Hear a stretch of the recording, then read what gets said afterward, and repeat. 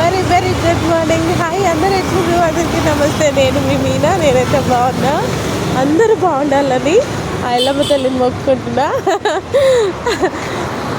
మనకెప్పుడు మన ఫేవరెట్ ఎవరో వాళ్ళ పేరే నోటికి వస్తుంది కదా, అది అంతే కామన్. అందరు దేవుళ్ళే, అట్లని కాదు.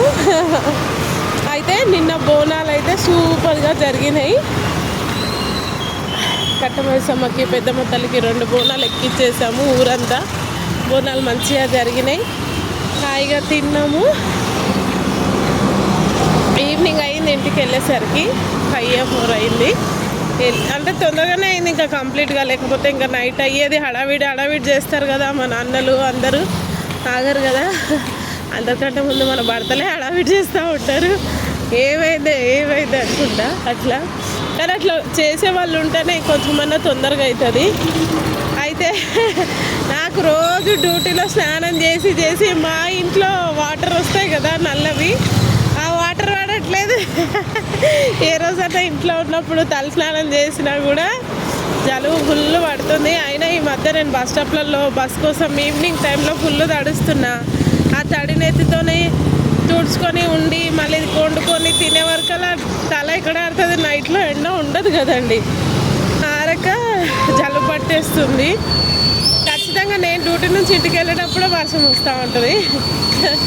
గొడుగు ఉంటే అది ఇట్లా ఎగురుతుంటుంది కదా, నాకు చాలా భయం. అట్లా నా చేతిలో గొడుగు ఇరిగింది ఒకసారి. అప్పటి నుంచి గాలి వచ్చి ఇట్లా ఎగురుతున్నప్పుడు పట్టుకోవాలంటే చాలా భయం గొడుగుని.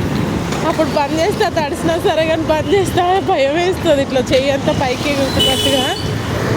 అలాగే ఎవరైనా ఉంటారా కామెంట్ చేయండి. ఉంటే అట్లుంది నా పరిస్థితి గొడుగున్న తడవడం. సో అయితే నిన్న ఒకరోజు బోనాలు అయితే అయిపోయినాయి. రేపు గోల్కొండకు బోనం ఉంది. ఇంక ఈరోజు అయితే డ్యూటీకి వచ్చిన. జలుబు మళ్ళీ ఫుల్ అయ్యింది, ఓపిక లేదు. అయినా కూడా కంటిన్యూ 3 days అయిపోద్ది కదా అనేసి ఈరోజు అయితే డ్యూటీకి వచ్చిన నేను. రేపు చూడాలి, చేసి వెళ్దామా, తొందరగా వెళ్ళిపోదాం అనుకుంటున్నా, లేదంటే వెళ్దామని అనుకుంటున్నా. చూద్దాం ఎట్లయితే అట్లా. అయితే మా పెద్దమ్మ కూతురు అక్క బోనం గోల్కొండకి ఎవ్రీ ఇయర్ చేస్తుంది. నేను పక్కా మా ఇంట్లో అందరూ అక్క చెల్లెళ్ళు అందరూ వెళ్తారనమాట. నేను వెళ్ళకపోతే పక్క రావాలి అంటూనే ఉంటుంది.